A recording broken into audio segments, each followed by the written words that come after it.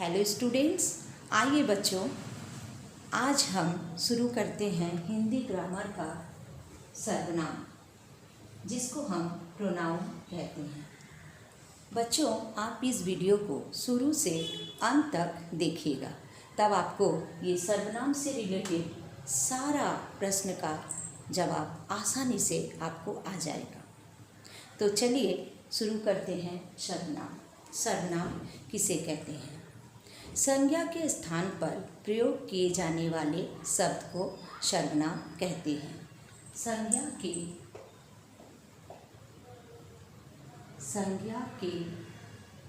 स्थान पर प्रयोग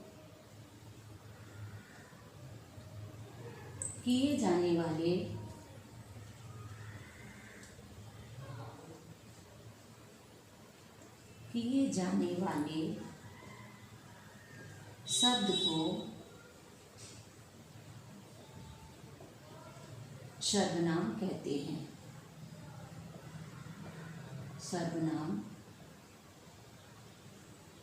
कहते हैं। संज्ञा के स्थान पर प्रयोग किए जाने वाले शब्द को हम सर्वनाम कहते हैं। बच्चों, आपको हम उदाहरण के माध्यम से और अच्छा से हम समझा देते हैं। जैसे बच्चों, मान लीजिए एक वाक्य हम लिए हैं कि राम एक छोटा लड़का है। राम बहुत बुद्धिमान लड़का है। राम के पास बहुत सारे खिलौने हैं। राम के खिलौने से खेलता है। इस वाक्य में हम जो बार बार राम का प्रयोग कर रहे हैं, तो ये सुनने में, इस वाक्य को सुनने में कुछ अटपटा सा लग रहा है। तो उस जगह अगर हम इस तरह से बोलेंगे कि राम एक छोटा लड़का है। राम एक छोटा लड़का है। वह बहुत बुद्धिमान है। वह बहुत बुद्धिमान है। उसके पास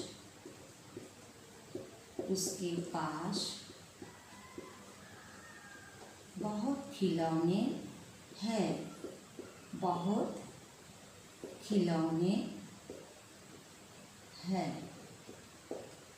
वह अपने खिलौने से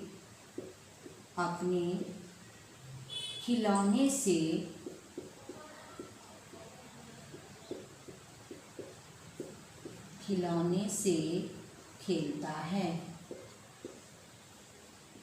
अपने खिलौने से खेलता है। अब इस वाक्य में बच्चों देखिए कि राम क्या है? ये राम जो है वो एक संज्ञा शब्द है। राम क्या है? एक संज्ञा शब्द है। और उसके स्थान पर हम क्या बैठाए हैं? वह।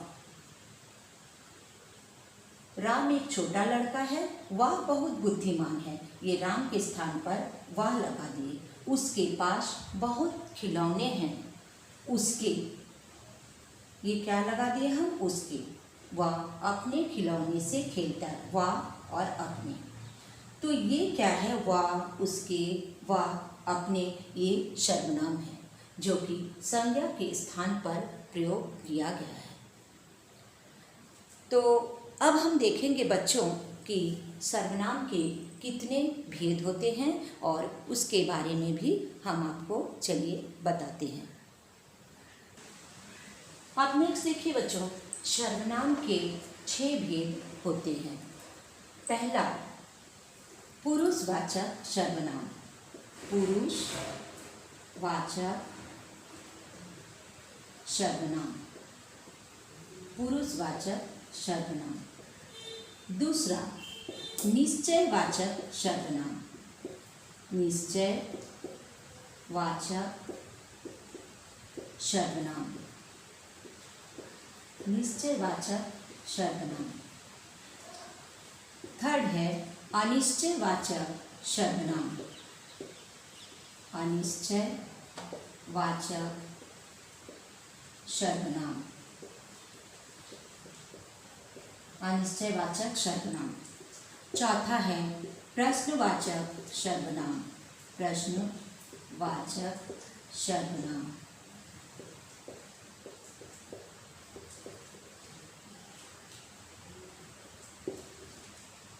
फिफ्थ है संबंधवाचक सर्वनाम।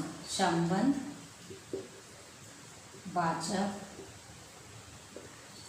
सर्वनाम। और सिक्स्थ है निजवाचक सर्वनाम। निजवाचक सर्वनाम।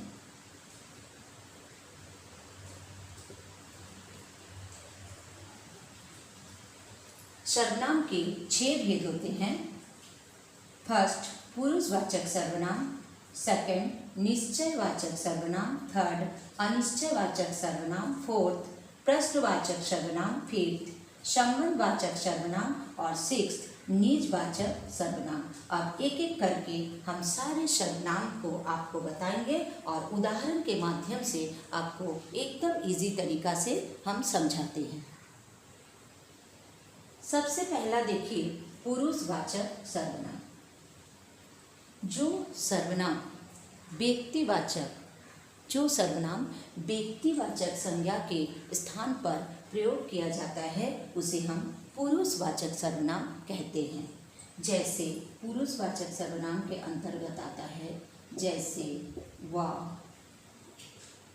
वे, तुम, मैं, हम आदि। ये पुरुषवाचक सर्वनाम के अंतर्गत आते हैं। पुरुषवाचक सर्वनाम के भी 3 भेद होते हैं। अब देखिए पुरुषवाचक सर्वनाम। ये पुरुषवाचक सर्वनाम के अंतर्गत 3 पुरुष आते हैं। पहला उत्तम पुरुष। सबसे पहले उत्तम पुरुष। दूसरा मध्यम पुरुष। मध्यम पुरुष। और तीसरा अन्य पुरुष। अन्य पुरुष। उत्तम पुरुष।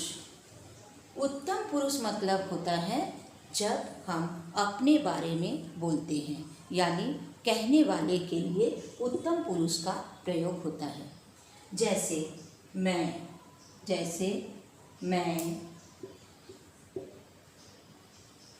हम, मैंने,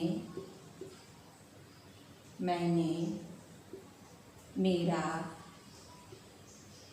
हमारा आदि, यानी ये फर्स्ट पर्सन। मध्यम पुरुष का मतलब होता है सुनने वाले के लिए, यानी श्रोता के लिए मध्यम पुरुष का प्रयोग होता है। ये हो गया सेकंड पर्सन, सुनने वाले के लिए। जैसे तुम, तेरा, तुम्हारा, तुम्हारा, आप आदि।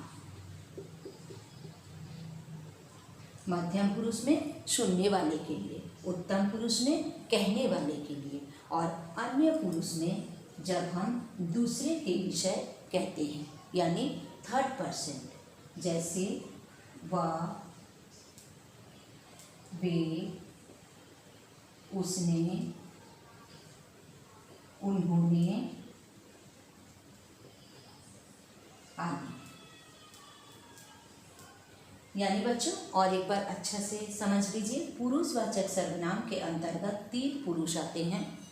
उत्तम पुरुष में कहने वाले के लिए, मध्यम पुरुष में सुनने वाले के लिए, और अन्य पुरुष में जब दूसरे के विषय में बोला जाता है तब वो अन्य पुरुष हो जाता है।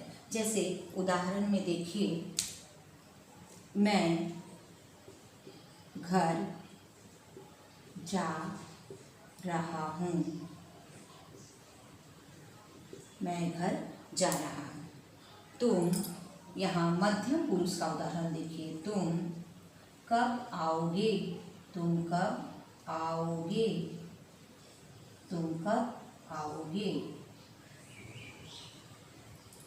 और अन्य पुरुष में जब हम दूसरे के विषय में कहते हैं, वह घर जा रहा है, वह घर जा रहा है। इस प्रकार से उदाहरण के माध्यम से हम समझाए हैं। अब हम नेक्स्ट देखेंगे पुरुषवाचक सर्वनाम के बाद क्या होता है निश्चयवाचक सर्वनाम, उसके बारे में हम देखते हैं। नेक्स्ट देखिए सेकंड में निश्चयवाचक सर्वनाम। निश्चयवाचक सर्वनाम का मतलब होता है जिसमें कोई भी व्यक्ति या वस्तु का निश्चयता का बोध होता है, यानी इसमें हम डाउट में नहीं रहते हैं, हम श्योर रहते हैं। उसी को हम निश्चयता का बोध कराता है, उसे हम निश्चयवाचक सर्वनाम कहते हैं। जैसे या, वा, ये, वे आदि। तो उदाहरण में देखिए, या मेरा घर है, या मेरा घर है, यानी हम कंफर्म है, इसमें मेरा कोई डाउट नहीं है कि यह मेरा घर है, यह हो जाएगा निश्चयवाचक सर्वनाम। उसी प्रकार वह मोहन का घर है, वह मोहन का घर है, मतलब हम कंफर्म जानते हैं कि वह मोहन का ही घर है, इसमें कोई भी डाउट नहीं रहता है। जब कोई व्यक्ति या वस्तु में निश्चयता का बोध होता है उसे हम निश्चयवाचक सर्वनाम कहते हैं। नेक्स्ट देखिए थर्ड नंबर में अनिश्चयवाचक सर्वनाम। अनिश्चय यानी निश्चयता का बोध नहीं कराता है। जब कोई व्यक्ति या वस्तु का निश्चयता का बोध नहीं कराता है, यानी हम यहाँ डाउट में रहते हैं, हम क्लियर नहीं हैं। जैसे कोई, कुछ आदि। तुम्हें, उदाहरण में देखिए, तुम्हें कोई बुला रहा है, तुम्हें कोई बुला रहा है। दूध में कुछ गिरा है, यानी हम यहाँ कंफर्म नहीं बता पा रहे, तुम्हें कोई बुला रहा है, कोई अनिश्चयवाचक सर्वनाम। यहाँ हम नहीं जानते कि तुमको कौन बुला रहा है, इसलिए हम बोल रहे हैं तुम्हें कोई बुला रहा है, ये डाउट वाला क्वेश्चन हो गया। दूध में कुछ गिरा है, हम नहीं जानते क्या गिरा है, यानी इसमें हम कंफर्म नहीं हैं, उसे हम क्या कहते हैं अनिश्चयवाचक सर्वनाम। जिसमें डाउट रहता है, निश्चयता का बोध नहीं होता है, वो होता है अनिश्चयवाचक सर्वनाम। नेक्स्ट देखिए फोर्थ में प्रश्नवाचक सर्वनाम। जिन सर्वनामों में प्रश्न किया जाता है उसे हम प्रश्नवाचक सर्वनाम कहते हैं। जैसे क्या, क्यों, कहाँ, ये सब प्रश्न किया जाता है।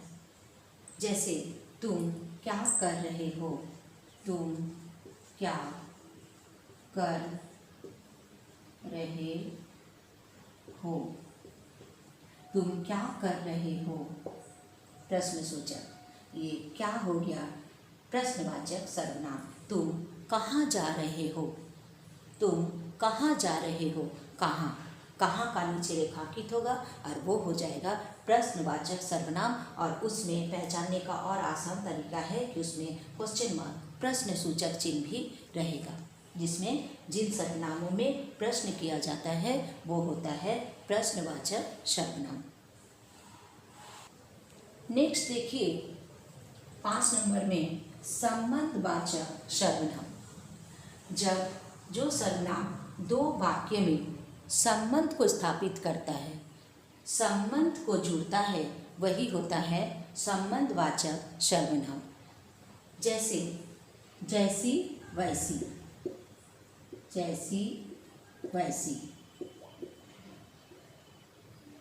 जैसी वैसी, जिसकी उसकी, जो वो, ये सब संबंधवाचक सर्वनाम का उदाहरण है। जिसकी लाठी उसकी भैंस, जिसकी लाठी उसकी भैंस, जिसकी लाठी उसकी भैंस। यहाँ पर जिसकी और उसकी दो क्या किया है, वाक्य का संबंध को प्रकट किया है, इसलिए ये हो जाएगा संबंधवाचक सर्वनाम। जो तेज दौड़ेगा वो जीतेगा, जो वह, ये भी है संबंधवाचक सर्वनाम का उदाहरण। अब नेक्स्ट हम देखते हैं निजवाचक सर्वनाम, और लास्ट देखिए 6 नंबर में निजवाचक सर्वनाम। जिन सर्वनामों का प्रयोग खुद के लिए किया जाता है, स्वयं के लिए किया जाता है, वो निज मतलब स्वयं, खुद, स्वयं के लिए किया जाता है, वो होता है निजवाचक सर्वनाम। जैसे खुद, स्वयं, अपने आप। मैं खुद घर चली जाऊंगी, मैं खुद घर चली जाऊंगी। यहाँ पर खुद ये हो गया निजवाचक सर्वनाम। मैं ये पत्र खुद लिखी हूँ, आप अपने आप घर चले जाओ। जब कोई खुद काम करता है या हम जब स्वयं कोई काम करते हैं तो वो होता है निजवाचक सर्वनाम, यानी निज का मतलब होता है खुद, स्वयं।